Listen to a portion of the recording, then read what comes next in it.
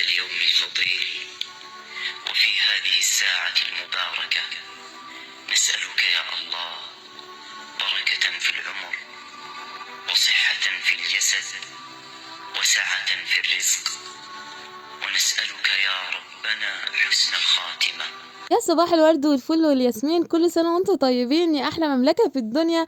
ربنا يجعله شهر سعيد علينا كلنا، شهر تتحقق فيه أمنياتنا وتجاب فيه دعواتنا وتتفتح فيها السماء لدعواتنا، اللهم أمين. وهي بتتحقق كده النهاردة بقى الليل، أول ليلة في شهر رجب، فربنا يجعله كده شهر الخير كله بيصب علينا من جميع النواحي، اللهم أمين.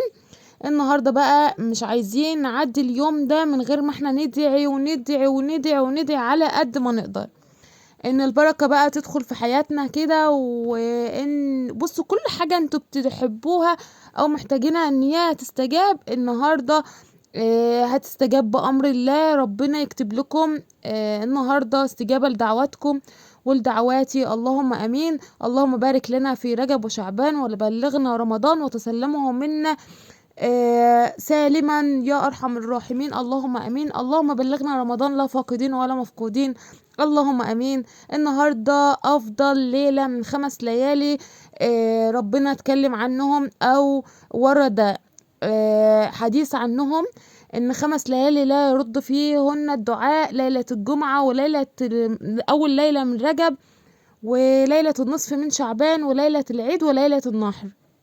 مش عايزين نعدي النهاردة من غير ما ندعي كل اللي نفسنا فيه ان ربنا يحققه لنا، وربنا يكتبها تكون ليلة كده تحقق فيها امنياتنا كلها جميعا. ادعوا على قد ما تقدروا، وادعوا لي معاكم ربنا يكون لنا نصيب كلنا في دعواتنا، اللهم امين. النهاردة فيديو جديد وحبيت ان انا اطلع معاكم الفيديو ده على قد ما اقدر ان انا ما منتجتوش، ما شلتش منه حاجات كتير جدا. الفيديو ده جه على سهوة كده، فقلت اطلع بيه زي ما هو اتصور كده وبين لكم رهام على حقيقتها. النهاردة يعني ما تشكلتش، ما نظفتش مثلا مطبخي قبل ما اطلع لكم. كل ده الفيديو جه اساسا مش مترتب له خالص، فحبيت ان انا اطلع معاكم الفيديو. فانا ريهام احمد ودي قناتي، لو لسه اول مره بتشوفوا قناتي ما تنسوش تشتركوا في القناه من علامه الاشتراك اللي هتظهر لكم تحت الفيديو باللون الاحمر. اضغطوا عليها هيطلع لكم 3 خيارات، اختاروا اول واحد هو الكل. تاكدوا انكم بتشرفوني وبتبقوا على راسي من فوق. دخلت مطبخي، اول حاجه عملتها ان انا جبت بقى قالب سمنه فرن كده وقطعته، لان بصوا هو اليوم كان ملخبط، فانا علشان احكي لكم تعالوا بس نشوف احنا هنعمل ايه وبعدين احكي لكم ايه اللي حصل. اول حاجه كده هعمل برام رز معمر، وهعمل معاكم اكله حلوه برضو كده، صينيه بطاطس كده مختلفه. فحط اللايك الجميل يا قلب اختك، وكمان تعليقك الحلو اللي بستناه كل فيديو. ربنا يديمكم نعمه في حياتي، ربنا يجبر بخاطركم، اللهم امين. عملت برام رز معمر كده سريعا كده، حطيت الرز، عايرت الرز في البرام، نص البرام رز وبعديه نص عليه يبقى اللبن مغطيه، وبعدين حطيت الملح. طبعا كنت غاسله الرز بتاعي ومصفياه. البرام بعرف مقداره ازاي، البرام ده ببقى عامله فيه قبل كده، فببقى عارفه مثلا ان هو هياخد كيلو، هياخد 2، فببقى جايبه الرز في كوبايه. حتى طلعت لكم بالكوبايه، حتى طلعت لكم بصوا المطبخ عامل ازاي ورايا، ما بصوا ما كانش مترتب له نهائي. قلت بقى اخواتي حبايبي كده يستحملوني اليومين دول اللي انا مضغوطه فيهم جامد جامد في الشغل. طبعا اليوم ما فيهوش نهائي علشان اصحى. شغالين في اوضه الاطفال، لسه مكملين في اوضه الاطفال. عاوزه الفيديوهات بتاعت اوضه الاطفال دي لما تنزل عاوزاكم تفجروا زرار اللايكات. بصوا عاوزه زرار اللايكات كده يتفجر من كتر اللايكات بتاعتكم. ربنا يديمكم نعمه في حياتي، احلى اخوات وصحاب في الدنيا. انا عارفه انتم متبخلوش عليا باي حاجه، فبأمر الله بأمر الله هتبقى الفترة الجاية فيديوهات جميلة جدا جدا ومحمسة ومشجعة، وكمان تاخدوا منها كده أفكار، وكمان تبقوا شاركتوني كده، واي حاجة حابين ان انا اغيرها فيها في اللي احنا عملناه ده كله قولولي، وهاخد برضو افكار منكم، وهسألكم برضو عن المنتدى. طبعا القطة مدوخاني وجالي تعليقات: يا ريهام ما تخليش القطة معاكي في المطبخ. انا المطبخ بتاعي ملوش باب، فما بعرفش اطلعها خالص من المطبخ، وهي عامله زي الطفله كده جنبي في اي حته بتبقى واقفه جنبي، فبتبقى مزهقاني يعني. فلو شفتوها في الفيديوهات معايا في جنبي وانا بعمل الاكل وانا بعمل اي حاجه، فده بيبقى غصب عني والله. حتى الولاد لما بياخدوها كده ويطلعوها تقعد تصرخ كأن بيبي بيعيط، فبقول لهم سيبوها. طلعت بقى هنا بطاطس وقرنين فلفل كده وشويه طماطم، وكمان كان عندي خضره، دي كانت واحده فلاحه كده جنبنا، ربنا يبارك لها يا رب. شويه خضره كده يردوا الروح، ريحتهم تحفه جدا. كانوا لسه صابحين جايين من الغيط، فاخدت منها ايه، ربطتين يعني. نضفت بقى خضاري ونضفت البطاطس بتاعتي وحطيتها كده في الطبق قدامي. هنجهز صينيه بطاطس بس هنعملها مختلفه. بص، لا هنعملها بقى مشويه ولا هنعملها صينيه بطاطس. هعمل، بصوا، يعني يعتبر ميكس كده ما بين البطاطس المشوي، الفراخ المشويه، وكمان البطاطس. طبعا احنا عارفين الفراخ اسعارها غالية جدا، وسمعت يعني اسعار فلكية عنها. سمعت ان هي النهاردة ب70 جنيه، فوصلت 70 جنيه ولا انا سامعة غلط ولا ايه؟ اخر ما سمعت عنه كان ب60 جنيه. فسمعت ان هي وصلت للسعر ده، فمش عارفة، انا ما جبتهاش الصراحة من زمان، كنت مفرزة 4 فراخ كده فنفعوني. اول حاجة عملتها جبت بصلتين كده بعد ما قشرتهم ونضفتهم كويس، قمت ايه مخرطاهم كده زي ما انتوا شايفين، تقطيع اللي هو الجوليان، التقطيع العادي ده. ونزلت عليهم بقرنين فلفل، وكمان جبت الخضار ده بعد ما غسلته ونضفته كويس من الطين واي حاجة فيه. لقيت فيه عروق اللي هي بتبقى زي العروق الحشائش دي، فقلت انضفها كده الاول قبل ما اقطعها، لان ما خدتش بالي خالص وانا واقفه. بصوا الاكل ده اتعمل يعتبر في نص ساعة. انا كده كنت مدخلت خلاص البرام الفرن جنبي، اول مرة تحصل ان انا اعلق على الرز بتاعي او احط البرام في الفرن من غير ما ابقى عارفة انا هعمل ايه. كل الحكاية ان انا كنت عاملة حسابي ان انا اعمل اكل غير ده خالص، كنت هعمل همبرجر. كنا هنجيب عيش، فاشتغلنا في اوضه الاطفال كتير جدا، فالوقت اتاخر حوالي العشاء علشان نروح نجيب العيش من الفرن، فمش هنلاقي.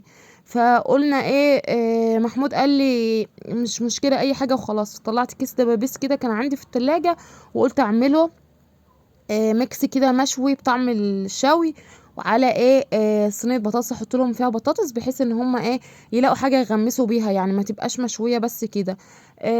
هنا بقى قطعت البطاطس بتاعي بتاعتي بعد ما قطعت الخضار، طبعا الطماطم على فلفل اخضر على بصل على فصين توم كده. وجبت البهارات بتاعتي، شويه جنزبيل، شويه قرفه صغننين جدا، شويه فلفل اسمر، شويه توم باودر، شويه بصل باودر، كل ده نفس اللي احنا التتبيله اللي احنا بنعملها للفراخ المشويه. وهعمل بقى ايه، همسك ده كله اعمله في بعضه، ادعكه في بعضه كده بايدي بحيث كله يتجانس بقى في التتبيله. وبعد كده هاخد شويه من التتبيله اشيلها على جنب، بحيث ان انا ايه افرمها في الخلاط. بحب يعني الشوي او ريحه الشوي دي، بحب ان انا اعمل التتبيله بتاعتها في الخلاط، بتحس ان هي ايه التتبيله بتبقى دايبه كده، عشان تديني الميكس بتاع ريحه الشوي او طعم الشوي، وكمان صينيه البطاطس العاديه.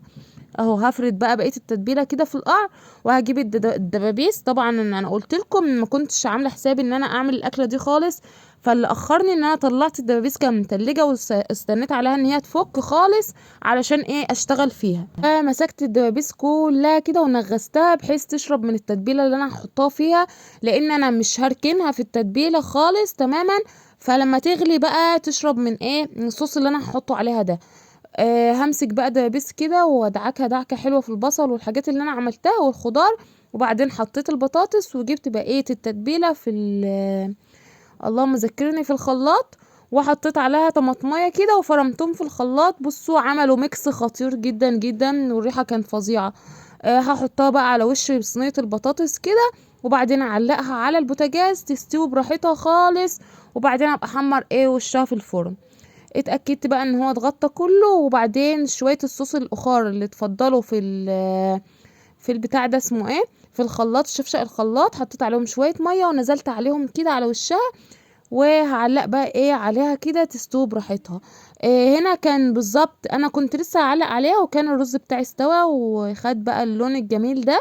بصوا اقرب لكم الكاميرا اهو، بصوا شكله عامل ازاي، تحفة جدا. شايفين البخار طالع عامل ازاي، انا لسه محطتش السمنة لحد دلوقتي هستخدم السمنه الفرن. عارفه ان في منكم هيقولوا السمنه الفرن مش حلوه، وطبعا في ناس بيقولوا مهدرجه ومش مهدرجه، لكن انا لسه انا جايبه سمنه بلدي بس بامر الله. هعملها كده، هعملها معاكم فيديو واسيحها، بس انا مستنيه بس شويه على دخلة رمضان شويه تكون هي عندي وفي الفريزر، لكن هستنى شويه على دخلة رمضان علشان لو سيحتها دلوقتي فانا هستخدمها. والسمنه دلوقتي غاليه جدا جدا، فالبتاع ده اسمه قالب الفرن ده كنت بجيبه الاول بحاجه و40 جنيه، دلوقتي جايباه النهارده بسعر النهارده ب90 جنيه. فانا مش فاهمه ليه السمنه البلدي عامله 150 جنيه، وسمعت اسعار فلكيه ان هي بقى وصلت 170 جنيه. فانا بس هصبر شويه وبعدين اسيحها معاكم برضو، اعمل لكم فيديو بيها. هنا بقى اتاكدت ان الرز بتاعي استوى من حطيت المعلقه كده، لقيت المعلقه بتطلع نظيفه مش لازق فيها رز. بص انا كده كنت بدوق الرز اللي بيطلع من الجناب كده بشوفه استوى ولا لا. فززت الوعايه بتاعتي او البرام بتاعي من الجناب، ورفعت الرز كده بالمعلقه بحيث ان هو يتنفس ويستوي ويعلى عن كده في الوعايه وياخد راحته. وحطيت بقى السمنه كده على الوش. اول حاجه بعملها ان انا بسيح الوش كده بقطعه سمنه بحيث ان الوش بتاعي ما يتقطعش مني او يتشال وانا بحط السمنه عليه. وبقعد اخرم كده في الرز كله في البرام بحيث ان يوصل له كله من اوله لاخره السمنه، وكمان السمنه توصل لقعر البرام يعني. هنا بقى هدخله بالسمنه كده ياخد 10 دقايق كمان. بصوا لولي زهره هيت في الفيديو قاعده جنبي برضو مفيش فايده. هنا كان البطاطس بتاعتي استوت بالدبابيس اللي انا حطاها فيها. عاوزه اقول لكم ان كان طعمها خطير وريحتها، بصوا انا كنت بنشر الغسيل فوق وريحتها طالعه لي فوق على السطح، فكان ريحتها تحفه. هدخلها بقى تاخد ريحه الفرن كده وتتحمر من على الوش، وبكده نكون بصوا عملنا احلى اكله مصريه. بصوا مختلفه يعني مش هيختلف عليها اتنين في الشعب المصري، دي اكله مصريه اصيله. طلعت بقى برام الرز كده وقعدت في الارض بحيث ان انا اغرف الاكل. بص مودي بيسقف للاكل، طبعا كانوا جعانين جدا جدا. انا اتاخرت في الاكل علشان كنت مضغوطه طبعا في الشغل في الشقه زي ما قلت لكم، فكان غصب عني، فالولاد جاعوا مني. قعدت بقى كده وغرفت لهم الاكل وطلع بالف هنا وشفا على قلبهم، وبالف هنا وشفا على اللي ده، والف هنا وشفا كمان على اللي بيتفرج. اهم حاجه انزلوا حطوا لي احلى لايك من احلى اخت في الدنيا، واستنيني في فيديو جديد. وبكده نكون وصلنا لنهاية الفيديو. يا رب الفيديو يكون عجبكم واستفدتوا منه حاجة ولو بسيطة جدا. لو الفيديو عجبكم حطوا لي احلى لايك جبر خاطر منكم لاختكم، وكمان اشتركوا في القناة لو لسه ما اشتركتوش من علامة الاشتراك اللي بتظهر لكم تحت الفيديو باللون الاحمر. دمتم في رعاية الله.